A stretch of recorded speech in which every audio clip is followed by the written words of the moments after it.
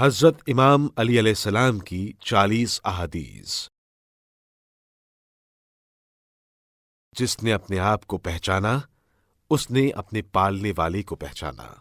خداوند عالم نے محمد صلی اللہ علیہ وآلہ وسلم کو نبی برحق بنا کر بھیجا تاکہ وہ لوگوں کو بندوں کی عبادت سے نکال کر خدا کی عبادت کروائیں، بندوں کے عہد و پیمان سے خارج کر کے خدا کے عہد و پیمان کے بندھن میں باندھ دیں، بندوں کی اطاعت چھوڑ کر خدا کی اطاعت میں لگ جائیں، بندوں کی ولایت سے خارج ہو کر خدا کی ولایت میں داخل ہو جائیں۔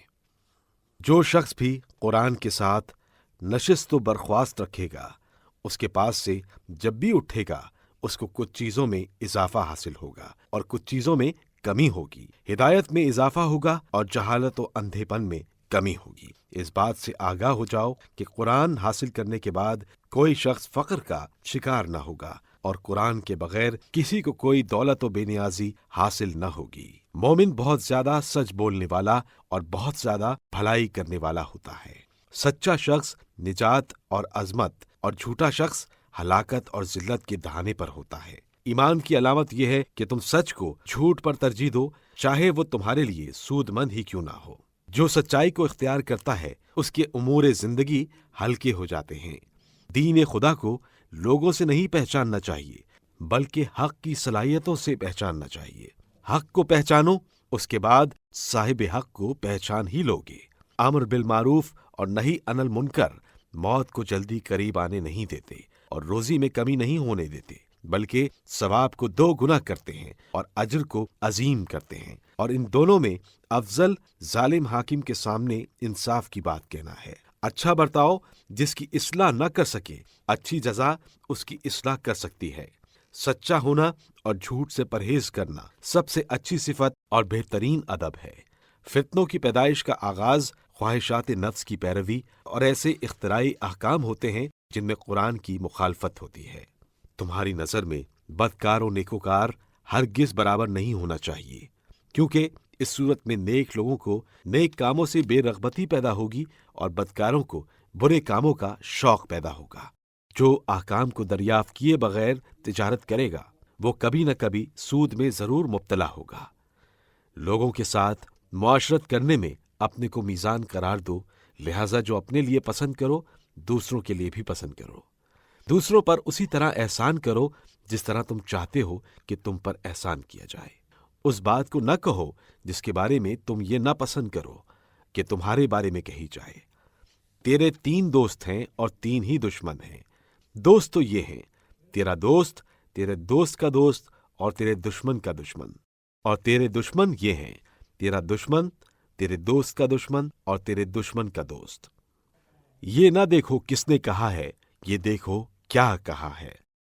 جو زیادہ باتیں کرے گا اس سے غلطیاں بھی زیادہ ہوں گی، اور جس سے خطائیں زیادہ ہوں گی اس کی حیا و شرم کم ہوگی، اور جس کی شرم کم ہوگی اس کا تقویٰ کم ہوگا، اور جس کا تقویٰ کم ہوگا اس کا قلب مردہ ہو جائے گا، اور جس کا قلب مردہ ہو جائے وہ دوزخ میں جائے گا۔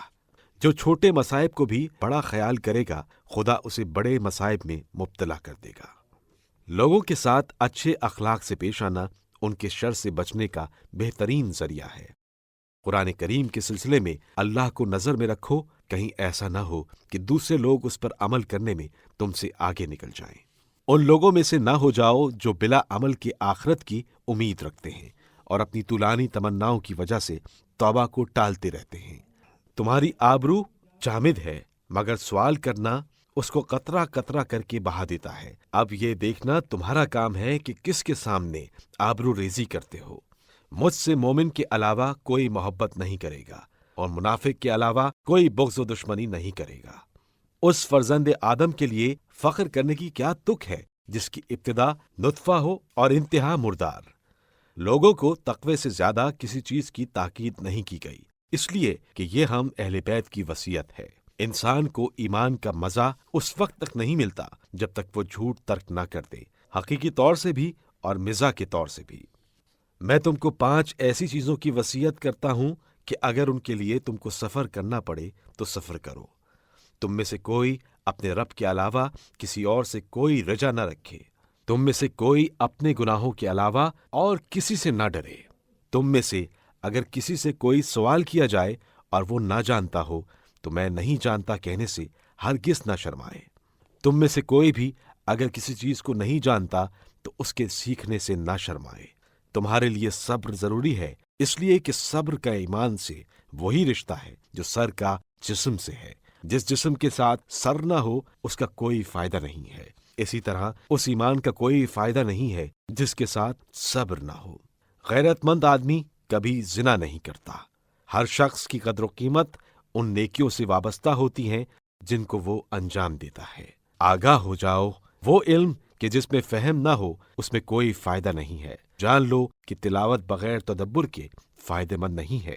آگاہ ہو جاؤ کہ وہ عبادت جس میں فہم نہ ہو اس میں کوئی خیر نہیں ہے۔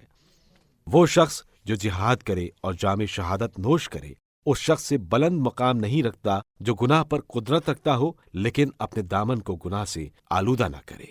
توبہ کی حقیقت 4 ستونوں پر قائم ہے: دل سے پشیمان ہونا، زبان سے استغفار کرنا، اعضاء کے ذریعے عمل کرنا، دوبارہ ایسا گناہ نہ کرنے کا پختہ ارادہ کرنا۔ انسان کو چاہیے کہ اپنی زبان کی حفاظت کرے، اس لیے کہ یہ سرکش زبان اپنے صاحب کو ہلاک کر دیتی ہے۔ خدا کی قسم، میں نے کسی بندہ متقی کو نہیں دیکھا جس کو اس کے تقوی نے نفع پہنچایا ہو مگر یہ کہ اس نے اپنی زبان کی حفاظت کی ہو۔ جنت عمل سے حاصل ہوتی ہے، عمل سے نہیں۔ درس عبرت تو بہت ہیں مگر عبرت حاصل کرنے والے بہت کم ہیں۔ خدا سے ایسا ڈرو کہ آنکھوں سے آنسو جاری ہو جائیں، اور ایسی پرہیزگاری اختیار کرو جو تم کو نجات دلائے۔